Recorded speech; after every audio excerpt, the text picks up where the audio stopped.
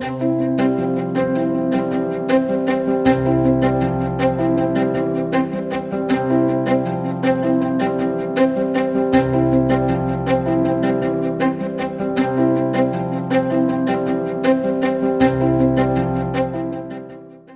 name is Artemisa Perucho-Green, and I teach 4th grade this year in a dual language program. We speak Spanish and English in this dual language program. This is my 17th year at the same school teaching within the dual language program, but only my 2nd year teaching 4th grade. I feel very strongly that I want to be the type of teacher who knows what to do with those students and who can support language learning. And particularly in a dual language program, I feel like all students benefit.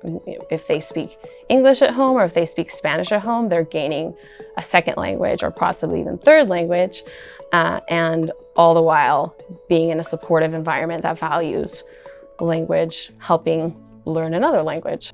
Vamos a usar variables, ¿okay?, para compartir los gustos y disgustos de nuestra pareja al par de los nuestros. Entonces son dos, ¿verdad? Los gustos, nuestros propios gustos y disgustos, y los de nuestra pareja.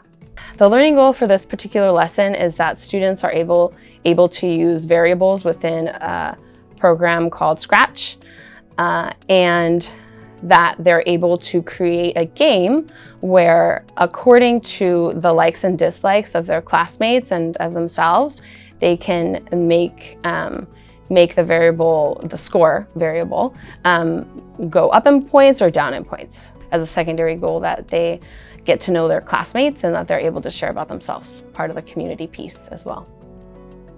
Vemos que tenemos una variable ahora. ¿Cómo se llama esa variable ahorita? Score. Ok, sí, entonces, ¿cómo se ve la variable? Descríbela aquí en el programa. ¿Cómo se ve? ¿Qué es lo que notas de la variable? Platica con tus amigas.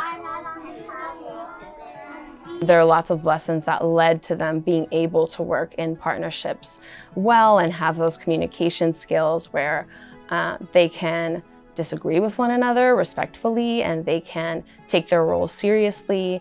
And yeah, overall be respectful towards one another. As far as my part as a teacher, I need to make sure that they're understanding what the lesson is about and what the end goal is. And so I have to break down the steps for them to make sure that I'm as explicit as possible without giving them too much information so that they can explore and get curious about coding, because that's part of it too, is that Scratch is very open in the sense that kids should be able to explore and try things out and make mistakes and being okay with that. So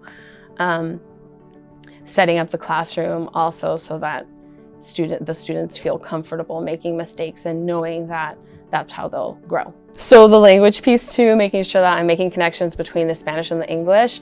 I am delivering this lesson in Spanish, but most of our coding work this year has been in English to develop the English language. But I think it's neat that they're able to also participate in some lessons in Spanish to build on the Spanish as well, making those connections together. I think first and foremost, I hope that teachers see that coding is not a scary subject and that I myself put myself in the shoes of lead learner with my students. I do not know as much about coding as some of my students do already. And this is just from having introduced this, it's a 6-week unit.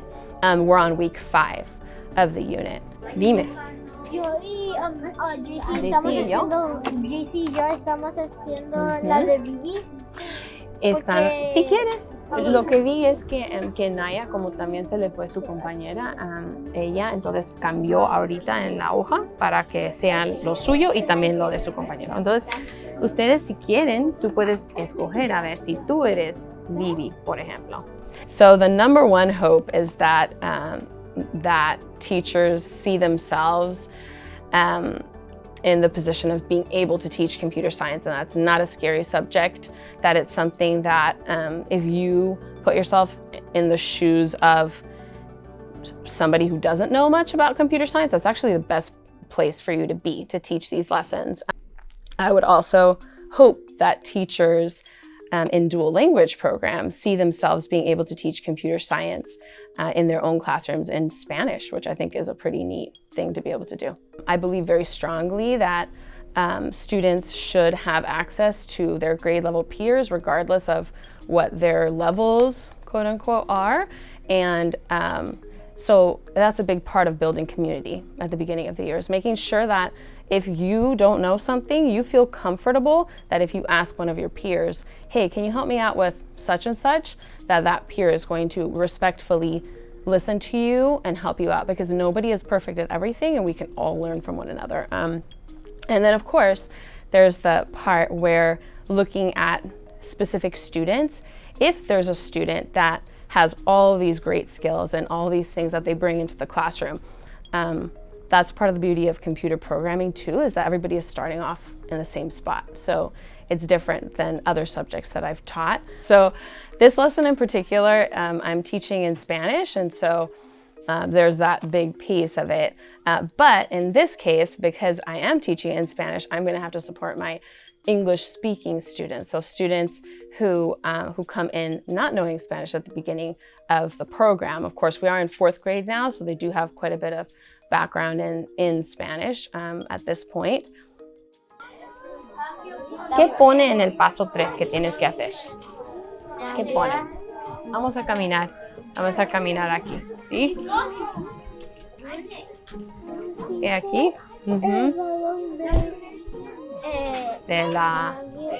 Some of the kids that you wouldn't ordinarily see rise to like share their ideas and want to show their work in math or in language arts, they're the ones that step up and really want to show what they're doing in computer science, which I think is a big piece of making sure that we're really looking at all of our learners and giving each of them something that they feel confident in. And this is a piece of that I really strongly feel.